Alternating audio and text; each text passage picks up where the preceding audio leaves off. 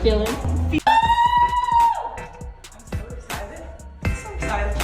Woo! Day one again. Day one. For most defenders in the WNBA, the 2024 season offered something rare, a chance to breathe. The league's most dangerous offensive player had spent the year sidelined, and without her on the floor, Indiana adapted as best it could, grinding through an injury-shortened campaign. Super excited to be back here, and I think I have a great perspective on, camp, and I'm the person that doesn't want to sit out a single rep. I want to be in there every single time. I just love competing and I love playing. And pretty much once CBA was finalized, my agent handled all that. I just sit back, watch a good show, and wait for him to call me. And coming within 5 minutes of a finals appearance. By most measures, that was a respectable outcome for a depleted roster. But the team that reported to training camp ahead of the 2025 season bore little resemblance to the one that survived the previous year on depth and determination. The roster that assembled in Indianapolis carried the weight of record-breaking contracts, a deliberately constructed supporting cast, and a franchise player returning from one of the more demanding recoveries a young athlete can face. The composition of this group and the philosophy guiding it represents something more substantial than a single off-season's worth of roster moves. It reflects a deliberate shift in how the Indiana Fever have chosen to build. The conversation about this team tends to begin and end with its point guard. That is understandable. She has appeared in just 60 professional games, and in that limited sample, she has already altered the spatial logic of the league around her. Defenses account for her presence in ways they do not account for most players, which has downstream effects on spacing, help rotations, and the overall structure of opposing game plans. Her absence in 2024 did not simply remove a scorer from the lineup. It removed the central organizing principle around which Indiana's offense was designed to function. The recovery from a lower leg injury is as much a psychological process as a physical one. Players who have gone through it consistently describe a period, sometimes brief, sometimes extended, during which the body has healed, but the instincts have not fully returned. The hesitation that creeps into footwork and change of direction movements is not a lack of effort or will.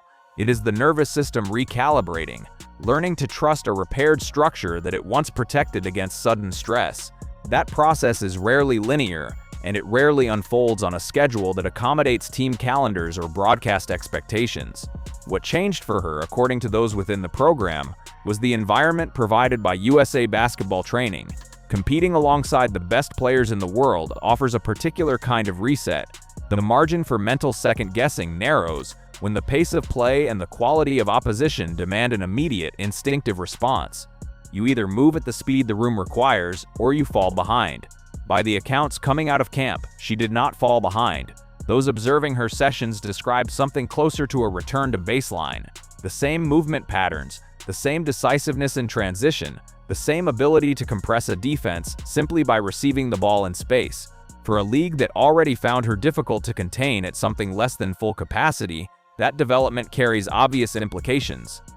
The front office did not wait for her return to begin reshaping the roster around her. The most consequential move of Indiana's offseason was the contract extension signed by Aliyah Boston, a deal that established a new ceiling for player salaries in the league's history. For context, that distinction matters not just as a statistical benchmark, but as an organizational statement. When a franchise commits the largest salary in WNBA history to a player, it is not executing a short-term transaction. It is declaring an intent to build around that player over a sustained period. Boston, who has functioned as the operational center of Indiana's offense since her arrival, is now locked into the franchise on terms that reflect what the organization believes she is worth, not just now, but in the years ahead. Her role within the team's structure has been considerable enough to warrant that investment. Playing as a point forward operating from the high post, Boston has consistently functioned as the first read in Indiana's half-court sets. The player who determines the flow of possessions by how and when she distributes. She is an efficient scorer at the rim, a capable passer to cutters and shooters, and one of the more reliable screeners in the league in terms of creating advantages off-ball movement. None of that changes under the new contract. What does change, at least according to the coaching staff's stated intentions, is how the offense asks her to operate. The mandate for Boston heading into the 2025 season is to begin shooting from three-point range at a volume she has not previously been asked to produce. The reasoning behind that directive is not difficult to follow. when a skilled interior player who sets screens and operates from the high post becomes a genuine perimeter threat, opposing defenses face a structural problem that cannot be solved through conventional alignment. Traditionally built defenses keep their bigs near the paint, where they can protect the rim and contest shots without surrendering easy paths to the basket. A center or power forward who rarely shoots from outside allows those bigs to stay close to home. One who knocks down threes at a credible rate does not. If Boston begins converting from beyond the arc with consistency, the centers guarding her must follow her out to the perimeter, which vacates exactly the interior space that Indiana's guards are designed to attack. The choice presented to opposing coaches becomes either concede open threes or concede driving lanes. A genuine dilemma rather than a manageable trade-off. Kelsey Mitchell received her own extension during this same offseason, which rounds out the picture of what Indiana's core looks like going forward. Mitchell has been the organization's most consistent perimeter contributor through the lean years preceding this current period of construction. Her retention, alongside Boston's, signals that the front office moved with clarity during a compressed window. The players who were available to leave made decisions to stay. The players who needed to be brought back were brought back. That kind of off-season cohesion, in a league defined by roster volatility and a constrained salary structure, is not incidental. It reflects either exceptional communication from team leadership, genuine buy-in from the players involved, or both. The additions from outside the organization carry their own logic. Indiana brought in Raven Johnson and Tiana Jackson, both of whom come through the University of South Carolina program, the same program that produced Aliyah Boston. That shared background is not merely a biographical footnote. It means those players arrived having trained under the same system, absorbed the same competitive standards, and developed relationships that predate their professional careers. The transition from college to professional basketball involves a significant adjustment under any circumstances. Coming into a locker room that includes a former teammate who helped establish the culture of your collegiate program reduces at least some of that friction. The institutional knowledge those players carry about how Boston operates, what she expects from the people around her, how she leads, transfers to a professional context in ways that take other players months or years to acquire organically. Monique Billings adds a different dimension to the rotation. Billings is, by the assessment of those who have played alongside her, a rare communicator on defense, the type of player whose value shows up not in raw statistical categories but in coverage breakdowns prevented before they occur. In practice settings, she is described as the kind of defender who is calling out coverage adjustments and switching assignments while the opposing offense is still setting up its initial action. That verbal activity is a skill in its own right, distinct from the physical tools of rim protection and rebounding that she also brings to the floor. Teams that communicate consistently on defense make fewer mistakes in rotation, close out more efficiently, and are harder to exploit through misdirection.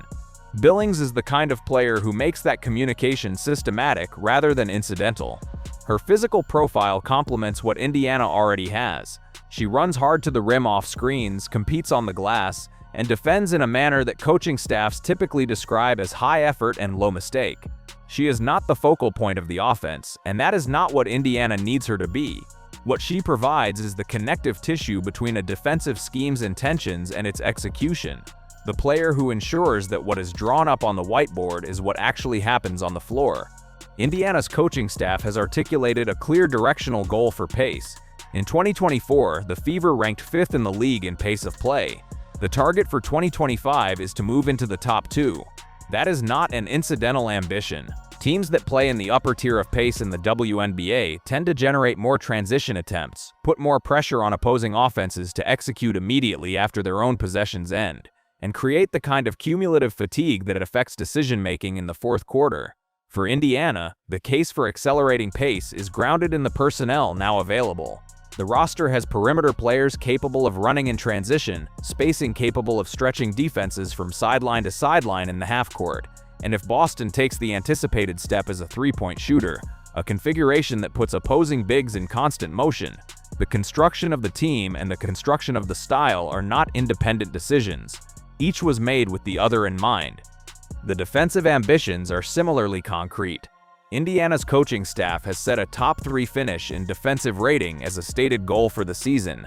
That would represent a significant improvement over where the team has historically ranked in that category, and it requires more than effort.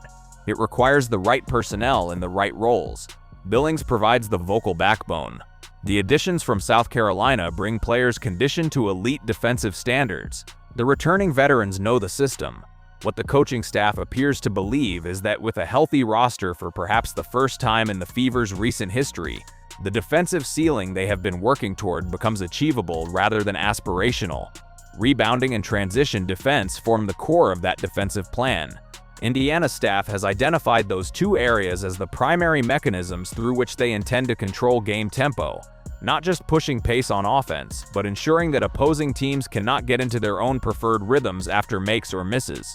A team that clears the defensive glass efficiently and contests transition attempts consistently forces opposing offenses to spend more time in the half court, where their preparation matters more and their athletes' advantages matter less.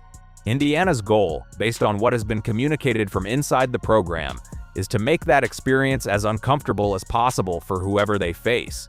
The internal competition generated by having 16 players in camp fighting for limited roster spots is a related factor. Teams that enter camp with positions already settled can struggle to maintain the sharpness that comes from genuine competition. When players know their jobs are secure regardless of daily performance, the intensity of practice tends to decline. Indiana's roster situation does not allow for that complacency. The players competing for the final spots on the roster are pushing the players who feel more settled in their standing, and the players who feel settled are working to maintain the separation that justifies their standing. That dynamic, when managed correctly, creates a practice environment that more closely resembles game conditions than most training camps achieve. The atmosphere inside the facility has been described by those present as notably different from previous seasons. After a year defined by injuries, uncertainty, and the recurring challenge of fielding a functional rotation, the return of a healthy full roster appears to have produced a different energy in the building. The coaching staff has emphasized team-first messaging, with a particular focus on protecting the continuity the organization has worked to construct. The early weeks of camp are explicitly not about championship projections or final game scenarios. The stated focus has been on building the habits of execution in April and May that determine whether performance holds in August and September, when the schedule is most consequential. That measured framing is consistent with how the franchise has talked about itself more broadly this offseason. The Fever are not positioning themselves as a team in transition or a team still figuring out its identity. The organizational communication has been clearer than that. They know what they want to be, a defensive-minded, high-paced team with a complete offensive configuration and a core group locked in together for the foreseeable future. That kind of clarity is not universal across the league. Many franchises enter each season with legitimate questions about whether their pieces fit together and what they are actually trying to accomplish. Indiana enters 2025 having answered most of those questions through the decisions made during the offseason. The competitive landscape around them has not stood still. The WNBA has grown in depth, coverage, and investment over the past several years, and the gap between the upper tier and the middle of the league has compressed as more resources have flowed into the sport. Teams in Las Vegas, New York, and Seattle have their own arguments for contention, and the presence of exceptional individual talent across the league means that Indiana's construction, however well executed, does not operate in a vacuum. Roster advantages get neutralized. Tactical advantages get countered. Injuries redistribute projections. These are constants in professional basketball, and they apply to Indiana as much as to anyone else. What Indiana has assembled, and what sets this version of the Fever apart from recent iterations of the team, is the combination of depth and clarity that typically defines contenders rather than pretenders. Having one excellent player is necessary but insufficient. Having 2 or 3 locked-in contributors around that player changes the calculus of what opposing coaching staffs have to prepare for. Having a clear stylistic identity, a way of playing that the roster is built to execute and that the players have internalized, provides the kind of consistency across 80 or so regular season games that separates teams with playoff aspirations from teams that can convert those aspirations into results. The degree to which Boston's evolution as a perimeter threat actually materializes will shape much of what follows. If she begins converting three-point attempts at a rate that opposing defenses cannot ignore, the offensive diversity available to Indiana becomes genuinely difficult to defend without taking unacceptable risks elsewhere. If she remains primarily an interior and mid-range player, teams can continue to deploy the same alignments against her that have worked in the past. That development will not be confirmed or denied in a single week of training camp. It will emerge over the course of the regular season, in the repetitions of live competition against schemes designed specifically to test it.